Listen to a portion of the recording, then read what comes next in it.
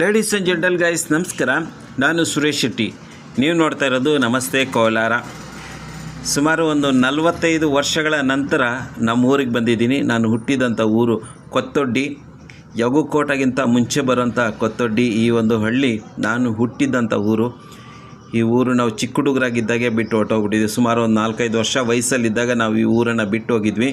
ಇವತ್ತು ನಾವು ಈ ಊರಿಗೆ ಬರಲು ಕಾರಣ ನಮ್ಮ ದೊಡ್ಡಮ್ಮ ಮಕ್ಕಳು. ಅವ್ರು ಹೇಳಿದ್ರು, ಕೊತ್ತೊಡ್ಡಿಯಲ್ಲಿ ನೀನು ಹುಟ್ಟಿದಂಥ ಊರಲ್ಲಿ ಆ ದೇವಸ್ಥಾನ ಇದೆ, ವೇಣುಗೋಪಾಲ ಸ್ವಾಮಿ ದೇವಸ್ಥಾನ.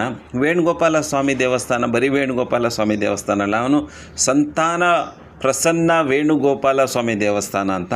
ಮತ್ತೊಮ್ಮೆ ಹೇಳ್ತೀನಿ, ಸಂತಾನ ಪ್ರಸನ್ನ ವೇಣುಗೋಪಾಲ ಸ್ವಾಮಿ ದೇವಸ್ಥಾನ ಕೊತ್ತೊಡ್ಡಿಯಲ್ಲಿ ಇರೋವಂಥದ್ದು. ಆಮೇಲೆ ಈ ದೇವಸ್ಥಾನದ ಇತಿಹಾಸ ನಿಮ್ಗೆ ಹೇಳಬೇಕು. ಯಾಕೆ ಈ ದೇವಸ್ಥಾನ ಇಲ್ಲಿ ಕಟ್ಟಿದ್ದರು, ಯಾರು ಕಟ್ಟಿದ್ರು ಅಂತ ಹೇಳ್ಬಿಟ್ಟು ಕೂಡ ನಿಮ್ಮ ಹತ್ರ ಹಂಚ್ಕೊತೀನಿ ಆ ವಿಷಯನ. ಇವತ್ತು ನಾವು ನಮ್ಮ ಪರಿವಾರ ಸಮೇತ, ನಮ್ಮ ನೆಂಟರುಗಳೆಲ್ಲನೂ, ನಮ್ಮ ದೊಡ್ಡಮ್ಮ ಚಿಕ್ಕಮ್ಮ ಮಕ್ಕಳು, ದೊಡ್ಡಮ್ಮ ಮಕ್ಕಳು, ನಮ್ಮ ಮಾವ, ಸೋದರ ಮಾವನ ಮಕ್ಕಳು, ಅಣ್ಣ ತಮ್ಮ ಅಕ್ಕ ತಂಗಿ ಭಾವ ಬಾಮೈದ ಎಲ್ಲರೂ ಸೇರಿ ಇವತ್ತು ಶ್ರೀ ವೇಣುಗೋಪಾಲ ಸ್ವಾಮಿಗೆ ಅಭಿಷೇಕ ಪೂಜೆಯನ್ನು ಮಾಡ್ತಾಯಿದ್ದಾರೆ. ಪ್ರಮುಖವಾಗಿ ಇಲ್ಲಿ ನನ್ನ ತಂಗಿ ಶಾಂತಮ್ಮ ಅಂತೇಳ್ಬಿಟ್ಟು ಆಯಮ್ಮನ ಮುಂದಾಳತ್ವದಲ್ಲಿ ಈ ಒಂದು ಕಾರ್ಯಕ್ರಮ ನಡೀತಾ ಇರೋದು. ಆದ್ದರಿಂದ ಶಾಂತಮ್ಮನ್ನು ಸಹ ನಾವು ಮಾತಾಡಿಸ್ಕೊಂಡು ಈ ಒಂದು ದೇವಸ್ಥಾನದ ಚಿತ್ರೀಕರಣ ನಿಮ್ಮ ಮುಂದೆ ತೊಗೊಂಬಂದಿದ್ದೀನಿ. ನನ್ನ ಪ್ರಯತ್ನಕ್ಕೆ ಒಂದು ಲೈಕ್ ಮಾಡಿ, ಈ ವಿಡಿಯೋಗೆ ಒಂದು ಲೈಕ್ ಮಾಡಿ, ನಮ್ಮ ಚಾನಲ್ನ ಸಬ್ಸ್ಕ್ರೈಬ್ ಮಾಡ್ಕೊಳ್ಳಿ. ಈ ದೇವಸ್ಥಾನದ ಇತಿಹಾಸ ಹೇಳೋದಾದರೆ ಸುಮಾರು ಒಂದು 200 ವರ್ಷಗಳ ಹಳೆಯ ಇತಿಹಾಸ ಹೊಂದಿರುವಂಥ ಈ ಸ್ವಾಮಿಯ ದೇವಾಲಯ ತುಂಬ ಅದ್ಭುತವಾದದ್ದು.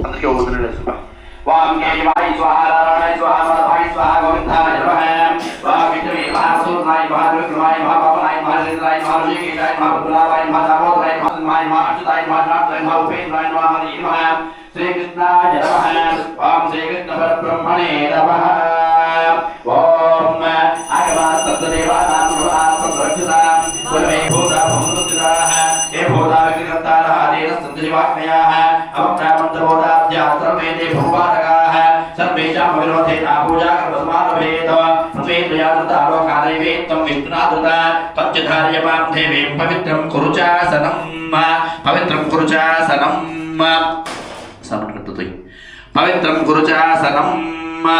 ఓం అనంతాసనాయ నమః. మహామధ్యే శ్రీ ప్రభుసుఖాసనాయ నమః. ఓం ప్రణవస్య పరబ్రహ్మర్షి పరమాత్మా దేవతా దైవీ గాయత్రీ ఛందః ప్రాణాయామే వినియోగః. ఓం భూః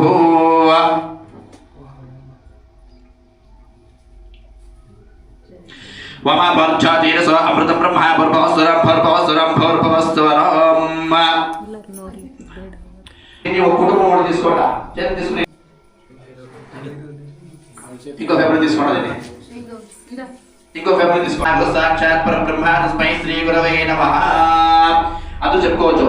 శుభదితో శుభే శోభనే ముహూర్తే ఆద్య బ్రహ్మణః ద్వితీయ ప్రాప్తే శ్వేత వరాహ కల్పే వైవస్వత మధ్వంతరే కలియుగే ప్రథమపాదే జంబోద్వీపే భారతవర్షే భరతఖండే దండకారణ్యే శాదే వాహన శఖే బౌద్ధ అవతారే రామ క్షేత్రే శతాబ్దే అస్మిన్ వర్తమానేన వ్యవహారికే చాంద్ర మానేన అస్య ప్రభవాది సృష్టికి సంవత్సరాణాం మధ్యే శ్రీమథో మంగళకర పరాభవ నామ సంవత్సరస్య ఉత్తరాయణే గ్రీష్మ ఋతో అధిక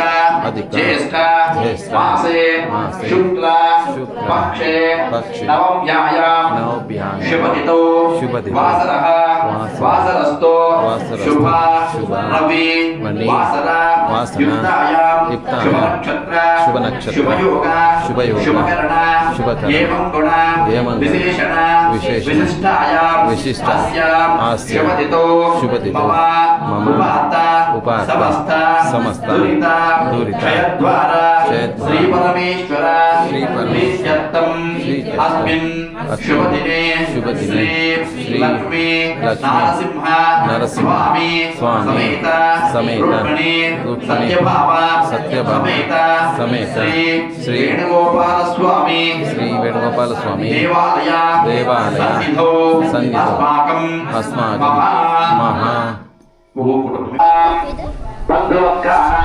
ಸೊ ಇಲ್ಲೇ ಒಂದು ಮನೆಯಲ್ಲಿ ನಾವು ವಾಸವಾಗಿದ್ದು ಮೋಸ್ಟ್ಲಿ ಈ ಮನೆ ಆ ಮನೆಯಲ್ಲಿ ನಾವು ಇದ್ದಿದ್ದೇನೋ.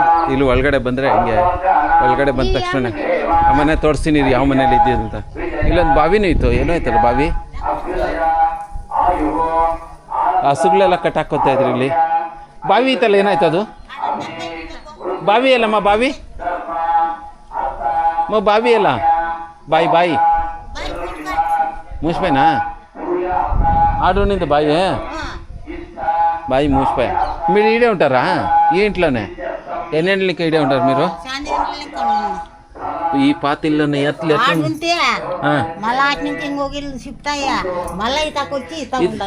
ಇದು ಏನು ಇಲ್ಲ, ಇಷ್ಟೇ ಒಂದು ಮನೆ ಇರುತ್ತೆ ಹಿಂಗೆ ಚಿಕ್ಕದಾಗಿ ಒಂದು ಮನೆ. ಆಮೇಲೆ ಇದು ನೋಡಿ ಹಿಂಗೆ ಮಿದ್ದೆಗಳು ಕಲ್ಲುಗಳಲ್ಲಿರುತ್ತೆ. ಇಲ್ಲಿ ದೇವಸ್ಥಾನದಲ್ಲಿ ಇರೋರು ಪೂಜೆ ಮಾಡ್ಕೊಂಡು ಹಿಂಗಿರುತ್ತೆ. ಈ ಕಡೆ ಇದೇನು ಮೂಲೆ ಮನೆನಾ? ಇದು ಮೂಲೆ ಮನೆ.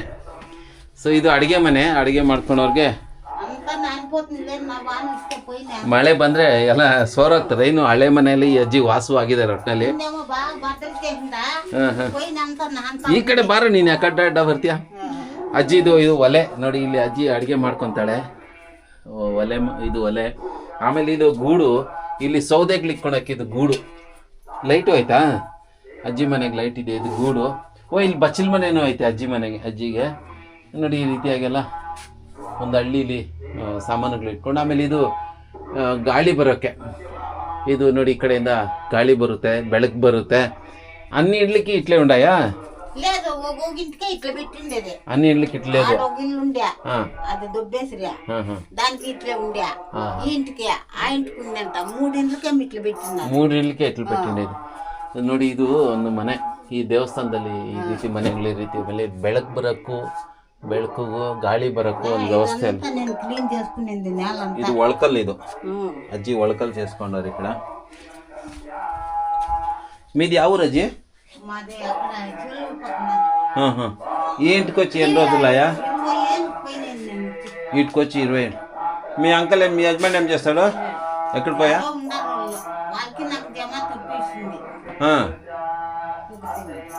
ఒకటే ఉంటుంది. నువ్వు ఒకే అమ్మ ఉంటావా? నువ్వేం పని చేస్తావు?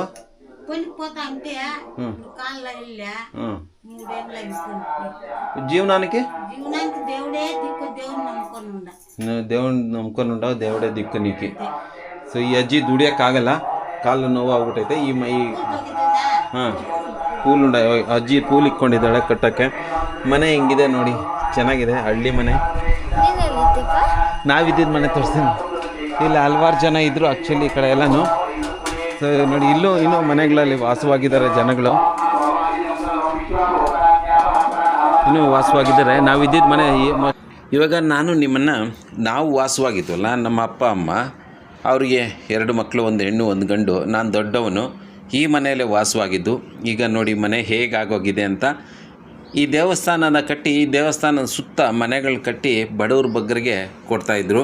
ಬಾಡಿಗೆ ಏನೂ ಇಲ್ಲ, ಹಾಗೆ ಇರೋಂಗೆ. ಅವಾಗ ಆ ಟೈಮಲ್ಲಿ ಒಂದು ಅಗ್ರಹಾರ ಥರ ದೇವಸ್ಥಾನದ ಸುತ್ತ ಒಂದು ಅಗ್ರಹಾರ, ಆ ರೀತಿಯಾಗಿ ಬಡವ್ರಿಗೋಸ್ಕರ ಕಟ್ಟಿರುವಂಥ ಮನೆಗಳಿವು. ಮತ್ತು ಇಲ್ಲಿ ಅರ್ಚಕರಿಗೂ ದೇವಸ್ಥಾನವೂ ಅಷ್ಟೇ ಅರ್ಚಕರಿಗೋಸ್ಕರ ಕಟ್ಟಿಸಿರುವಂಥದ್ದು.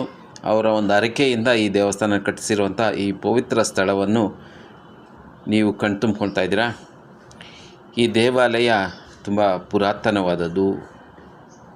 ಈ ವಿಡಿಯೋನ ಇಲ್ಲಿಗೆ ಎಂಡ್ ಮಾಡ್ತಾಯಿದ್ದೀನಿ. ಇನ್ನೊಂದು ವಿಡಿಯೋ ನಿಮ್ಮ ಹತ್ರ ತೊಗೊಂಬರ್ತೀನಿ ವೀಕ್ಷಕರೇ. ಅದುವರೆಗೂ ಜೈ ಹಿಂದ್, ಜೈ ಕರ್ನಾಟಕ, ಜೈ ವೇಣುಗೋಪಾಲ ಸ್ವಾಮಿ, ಕೃಷ್ಣಂ ವಂದೇ ಜಗದ್ಗುರು.